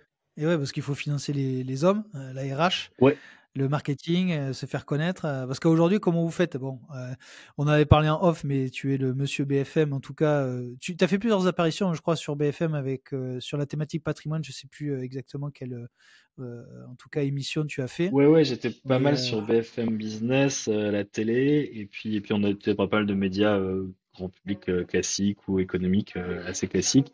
Aujourd'hui, pas tant pour faire connaître Vasco et expliquer le modèle économique que pour faire connaître ce nouveau modèle de financement. Pour pouvoir expliquer aux clients comment ça fonctionne, pour expliquer que si vous n'avez pas l'argent de financer vos travaux, ben en fait, il vaut mieux, enfin, il faut pas forcément laisser tomber les travaux. il y a peut-être des solutions pour les financer. Ouais. Et donc c'est ce qu'on a fait là depuis quelques mois. Et effectivement, c'est ça qui aujourd'hui nous permet de nous faire connaître et nous permet à pas mal de clients de venir nous voir en disant bah, j'ai entendu parler de ça, personne m'a jamais proposé ce mode de financement. Donc comment est-ce que je peux donner vie à mon projet grâce à vous? Et donc ça, c'est la majorité de nos clients qui nous arrivent comme ça. Et l'autre moitié aujourd'hui, je dirais, c'est via des partenaires, des artisans, Et ouais. des agences IMO, des banques, des courtiers, qui aujourd'hui sont au contact de projets de rénovation énergétique qui n'aboutissent pas pour des raisons de financement. Et plutôt que de dire aux clients, bah, désolé, je peux pas te financer, ou désolé, on va pas pouvoir aller au bout parce que t'as pas l'argent. Aujourd'hui, on essaie d'expliquer à tous ces acteurs-là, que ce soit les très gros acteurs des travaux comme Easy by EDF, que ce soit des acteurs bancaires aussi qui préfèrent qu'un client à qui ils ont prêté pour acheter sa maison et à qui ils ne peuvent plus prêter pour financer les travaux parce qu'en fait, il sort des clous d'un point de vue solvabilité. Et ils préfèrent que ce client se finance avec nous qu'il ne fasse pas ses travaux. Donc il y a tout un tas d'acteurs avec qui on a aujourd'hui des intérêts très alignés pour donner vie à des projets qui seraient pas sortis de terre. Donc on essaie de Ouais, parce tisser que un tu vois, maximum de partenariats aujourd'hui pour rentrer en contact avec leurs clients. Parce que tu vois, typiquement, ma grand-mère, comment tu la touches? Elle a 85 ans, tu vois, si moi je lui en parle pas, ou je lui dis pas, écoute, va voir, tu vois, parce qu'en fait, moi, ce que je trouve dans ton concept, là, au fur et à mesure de la conversation, c'est qu'en fait, vous êtes à mi-chemin entre la green tech, legal tech, fintech. Tu vois, il y a un peu un mélange. Et en fait, je trouve que vous avez, d'ailleurs, bon, j'aime pas mettre les gens dans les catégories, mais en fait, vous avez pas, Non. on peut pas vous ranger dans une On est, catégorie. on est, Alors, tu es si, on est une obligé. fintech. Si je dois résumer un peu, parce qu'on nous a beaucoup rangé dans plein de catégories, on est un produit Ouais, financier. On est une fintech. Il se trouve que par d'accord. accident, on est devenu une PropTech aussi, parce qu'on va détenir des bouts de logement et qu'on a Eh oui, effectivement un c'est vrai, sujet oui. très immobilier. C'est pour ça qu'on se parle Ah ouais. aujourd'hui. Ah oui, Mais oui. on est avant tout, on peut être une green tech, on peut être une reg tech aussi, parce qu'il y a beaucoup de légal dans notre schéma. Tout ce que je t'ai expliqué chez le notaire, ça demande effectivement pas mal d'ingénierie juridique également. Mais donc on touche à plein d'aspects d'innovation. Mais en revanche, on est avant tout une fintech aujourd'hui parce qu'on innove côté financement des clients en proposant un financement dilutif à des gens à qui on n'a jamais proposé ce type de financement. Et de l'autre côté, sur la partie foncière, on propose aussi à des investisseurs d'acheter de l'immobilier fractionné en diffus, en investissant dans la rénovation énergétique, donc avec de l'économie de CO2 et de l'impact social, et qui est un produit Ouais. également nouveau. Donc c'est un produit assez financier. Donc le cœur de notre réacteur, il est plutôt financier euh, que Mais tu vois, immobilier. j'ai du mal à être d'accord avec cette définition. Alors, c'est forcément, vous avez dû être rangé dans les cases, mais tu vois, moi, depuis que j'ai vu la définition de la BPI sur la green tech, Ouais. je trouve qu'on fait complètement différemment, mais on fait le même métier. Mm. Complètement différemment, hein, pas sur les mêmes verticales, qui d'ailleurs se rejoignent et se complètent d'ailleurs. Mais tu vois, quand j'ai lu la définition que la green tech, c'était la décarbonation du logement via la rénovation massive, Mm. moi, je trouve que c'est une définition qui vous va bien. Oui, je Après, l'avais même pas effectivement, en tête il y a... cette définition. Je dirais la voir. Ah ouais, On avance avec la BPI et la BPI nous a déjà pas mal aidé et ouais. on continue à avancer avec eux. Et je sais pas dans quel cas nous arrange la BPI, mais il n'est pas impossible qu'on soit une green tech et dans Ah une. ben, moi en tout cas, c'est comme ça que je t'ai identifié. Mm. Et avec des sous-jacents, au vu de notre conversation, effectivement, PropTech, LegalTech et FinTech. Ouais. Mais pour moi, c'est des sous-jacents. Mais bon, bref, Non, là, je, mais je digresse là parce où tu as que raison, et c'est. ça vaut le coup de prendre un peu de recul, notre point de départ, c'est le CO2. Hein. Notre point de départ, Eh ouais. c'est OK, il y a un gros problème, les bâtiments émettent 17% des émissions, on n'arrive pas à faire baisser ces chiffres, ou alors beaucoup trop lentement. Comment est-ce que nous, avec nos compétences, on arrive à notre échelle, à apporter notre pierre à cet édifice-là parce qu'on va dans le mur, et c'est notre point de départ. En chemin, il y a effectivement toute une composante sociale dans le projet, parce que plus de la moitié des clients Eh qui ouais. viennent nous voir sont dans des situations compliquées, sont des populations assez fragiles, qui sont certes propriétaires, donc on s'imagine que les propriétaires sont tous très chanceux d'être propriétaires, mais en fait il y a plein de propriétaires Ouais, qui sont dans des complètement, ouais. situations très compliquées Ouais. et encore plus énergétiquement parlant. Donc il y a une composante très sociale aussi dans notre approche parce que ces gens-là, voilà, on peut pas leur proposer n'importe quel produit. En tout cas, nous, on a envie de leur proposer un produit qui leur enfin, qui fasse du bien à leur vie quotidienne et qui fasse du bien à leur patrimoine et qui n'empire pas leur situation comme aujourd'hui certains produits bancaires peuvent malheureusement le faire.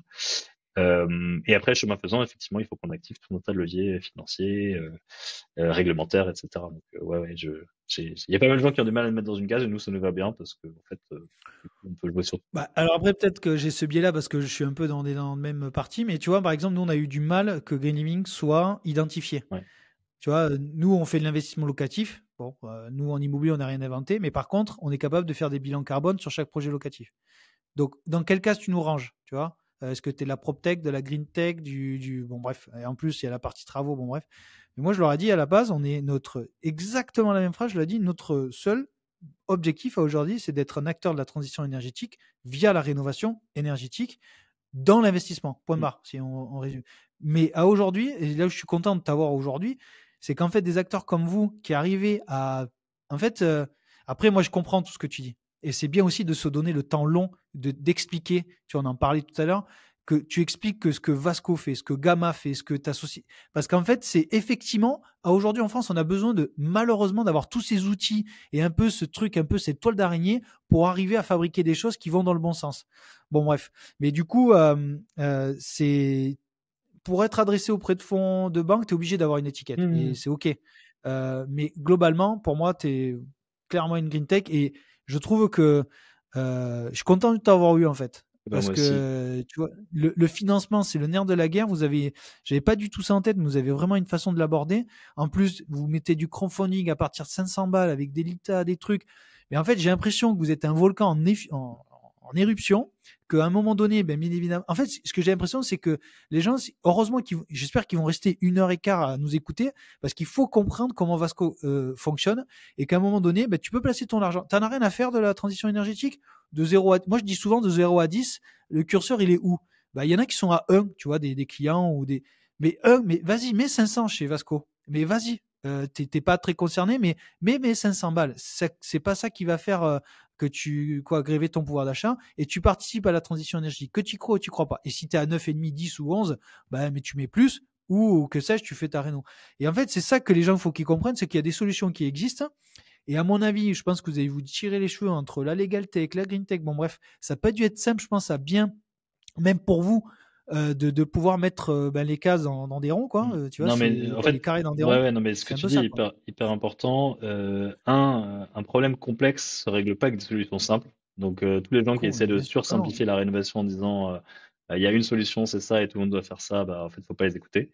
Parce qu'en fait, qui dit problème complexe et enjeu de société dit solution complexe. Donc, nous, on est ravis d'embrasser cette complexité et tout l'enjeu, pour nous, c'est de la rendre simple. Parce qu'en fait, ce que je te disais tout à l'heure, c'est que la réalité du client qui vient me voir, monsieur, madame, tout le monde, qui n'a pas forcément de connaissances économiques très poussées ou financières très poussées, c'est qu'on on va lui expliquer peut-être 5% de ce que je t'ai expliqué là, Eh ben oui, pas oui. pour lui cacher des choses, Ben parce que oui. tout ça sera écrit noir sur blanc quand on va chez le notaire, mais parce qu'il n'a pas besoin de comprendre tout ça, et même toi et moi, Tu vas le noyer. Tu vas le et noyer. effectivement, ouais, exactement, et puis même n'importe quel acteur, même assez économique, en fait, dans sa vie privée, fait des choix qui sont pas forcément très économiquement rationnels. En fait, quand tu achètes une bagnole, Ouais. tu vas pas te faire un tableau Excel pour te dire sur 10 ans l'entretien, le machin, le truc. En fait, tu vas acheter la bagnole qui te plaît parce qu'à l'instant T, c'est comme ça, ou le vélo, pour être plus dans l'air du temps.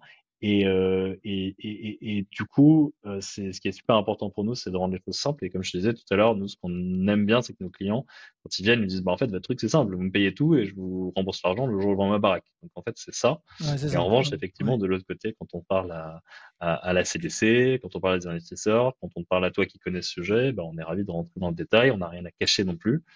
Parce que si demain une banque veut faire la même chose que nous, ben, on est ravi parce que le marché est énorme. Si demain une startup veut se lancer exactement notre concept, je suis ravi de lui partager mon BP, mes slides et on sera deux à le faire et on sera beaucoup plus fort.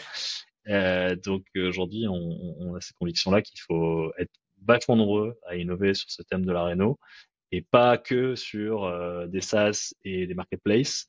C'est très bien, on a plein de potes dans la réno, là on est en train de se fédérer dans tout un écosystème de startups qui émergent dans la rénovation pour avoir des solutions à proposer sur toutes les chaînes de valeur, mais aussi dans les parties un peu moins glamour de la rénovation, à savoir les travaux, à savoir le financement, et là où finalement, ben, en fait, le cœur du réacteur à nos yeux. Et tu vois, j'étais juste petite anecdote, j'étais à Change Now là, il y a 3 semaines. Il y avait 300 stands à Change Now, même plus que 300 stands. Et il y avait allez, 70 conférences. Il y a une conférence le lundi qui a parlé de réno énergétique, super intéressante, la Solive, le Roi Merlin, plein de choses super intéressantes. Ça a duré une demi-heure. Et il y avait zéro stand autour de la réno énergétique. Le bâtiment, ça pèse 17% des émissions, tout le monde est au courant. Mm. Zéro stand à Mm. Changelog, qui est censé être le salon qui donne des solutions pour décarboner l'économie et pour faire changer le monde d'un point de vue, enfin changer l'économie et changer le monde d'un point de vue social et environnemental. Personne ne parle aujourd'hui de rénovation énergétique. On en parle beaucoup dans les médias, on ressasse toujours les mêmes choses, mais l'innovation dans la rénovation énergétique, elle commence à apparaître avec Vasco, mais avec plein d'autres acteurs aujourd'hui avec qui on échange au quotidien. Mais il faut qu'on soit visible, il faut qu'on se fasse entendre et il faut donner envie aux gens de se lancer là-dedans. Ça devient un sujet assez sexy, assez glamour. Il y a pas mal de jeunes diplômés. Nous, on a embauché nos 3 premiers salariés en une semaine. On n'a même pas mis d'offres, on a embauché en une semaine. Donc Ouais, c'est ouais. super. On est super content que ça attire des talents. Donc effectivement, tu parlais des investisseurs. Donc oui, évidemment, ravi d'accueillir 500 euros de tous tes auditeurs Mm. sur vasco-impact.com. Vous pouvez souscrire à la foncière en 5 minutes chrono en ligne. On a fait en sorte que ce soit simple et accessible à tout le monde. Et ravi aussi d'accueillir tout un tas d'entrepreneurs dans ce chantier qu'on appelle du siècle. Je trouve ça un peu pompeux, mais un chantier en tout cas qui est Qui est vaste. massif, qui est vaste, qui est hyper excitant, qui est semé d'embûches, qui est semé d'emmerdes pour le client, mais aussi pour ses Surtout, ouais. acteurs, où il n'y a pas que des Ouais, gens qui font les choses proprement, mais comme dans tous les secteurs ouais. d'activité. Donc tout le monde se bat pas avec les mêmes armes. Mais en revanche, c'est pas parce que c'est compliqué qu'il faut pas y aller. Ça vaut pour les clients et ça Carrément. vaut pour les acteurs. Donc ravi de te parler aujourd'hui, ravi de savoir Mais qu'on ouais. poursuit le même Ah oui, objectif. oui, complètement différemment, mais le même objectif. Ouais. Mais tu vois, là, je terminerai juste en disant que, tu vois, quand Renault Day, le salon qui est à Paris, qui a été lancé, il a été lancé la première fois l'année Mhm. dernière. Ça veut dire qu'il y a du chemin. Et Ouais. l'inertie dans le bâtiment, c'est pas une inertie de start-up, c'est une inertie de la vraie vie. Et ça prend du temps. Mhm. Bon, écoute, Hervé, on va conclure. Est-ce qu'il y a des choses qu'on a oublié de parler ou pas là? Est-ce qu'il y a une actualité Là, certainement, que j'ai non, oubliée? non, nos grosses actualités, c'est effectivement, effectivement, on passe du stade de projet, finalement, de maturation depuis quelques mois à un stade de société. Donc là, on va fortement accélérer nos opérations. On a recruté, effectivement, on va continuer à recruter. On lève des fonds. On a obtenu cet agrément ESUS dans la foncière qui permet Ouais. de rendre, vous pourrez aller le voir sur notre site, le produit financier est très lisible, donc on va communiquer dessus aussi. On n'a pas besoin aujourd'hui de dizaines de millions d'euros dans la foncière parce qu'il faut faire déployer cet argent et aller rénover Eh rapidement oui, c'est ça. des centaines de financer des centaines de rénovations. Mais en revanche, on va avoir besoin de l'effort collectif des auditeurs et bien plus dans les mois qui viennent pour suivre notre croissance et derrière pour pouvoir convaincre des plus gros investisseurs, qu'ils soient étatiques ou privés, de prendre le relais derrière pour en financer des milliers. Donc, écoute, ravi que le sujet t'intéresse, ravi d'en dire plus à tes Ouais, oui. auditeurs s'ils veulent échanger, soit Ah sur bah, leur projet de réno, carrément. soit c'est parce qu'ils veulent Ouais. se lancer dans la réno et qu'ils veulent voir si on peut bosser ensemble, soit s'ils veulent placer une partie de leur épargne qui traîne sur une assurance vie dont ils savent pas trop ce que la banque fait, sur quelque chose qui a un peu plus de lisibilité, de sens et sans être un truc hyper risqué non plus parce que ça reste de la pierre. Donc voilà, tous ces gens-là, on est ravis de leur parler et de partager notre enthousiasme à faire avancer le schmilblick. Ok, bon, j'imagine, où est-ce qu'on peut te trouver? On va mettre tous les liens de vasco-impact.com de mémoire, si je ne me Ouais. trompe pas. On mettra, où est-ce que les gens peuvent te contacter? Directement sur le site ou sur Ouais, alors le LinkedIn pour des ou c'est projets de quoi? travaux, le plus simple, le plus efficace, c'est directement sur le site. C'est un simulateur, Ouais, effectivement, et ok, vous serez chouchouté et rappelé très rapidement et conseillé sur effectivement la possibilité de vous financer ou pas. Et ouais. si vous êtes effectivement plutôt des acteurs de la rénovation, que vous avez des clients dans vos portefeuilles, que ce soit immobilier, chantier, etc., qui seraient intéressés par par souscrire à un financement Vasco, là, ça vaut le coup qu'on se parle en direct, soit sur mon LinkedIn, donc Hervé de Grève, soit par mail à hervé@vasco-impact.com. Et de même, si vous avez des questions autour du financement, autour de l'investissement dans notre foncière ou dans notre société, ben, me contacter, je vous orienterai vers les bonnes personnes. Mais avec plaisir pour. Mais écoute, en tout cas, nous, sur la partie boîte de travaux, je pense que je vais en parler à mon associé. On va l'intégrer parce que je ne savais pas du coup ce spectre-là. Bon, en tout cas, j'espère que l'épisode vous a plu. Faites-nous des retours. N'hésitez pas à aller voir Vasco. Allez challenger Hervé sur tout ça. Et puis, je vous dis à très bientôt. Ciao, ciao. Merci, Mickaël. Et voilà, c'est la fin de l'épisode. J'espère que cela vous a plu. Mais bon, on va pas se quitter comme ça. Et il existe 3 moyens pour continuer ensemble. Le premier, c'est de me faire des retours. Je réponds à tout, croyez-moi. Le deuxième, c'est une newsletter. On parle immobilier, bien évidemment, stratégie immobilière, mais on partage aussi nos dernières opportunités, ou si tout simplement, vous pouvez découvrir l'avancée de notre aventure chez Greenhill. Le troisième moyen, c'est qu'on est expert en investissement locatif. On accompagne les particuliers à investir sous 2 verticales.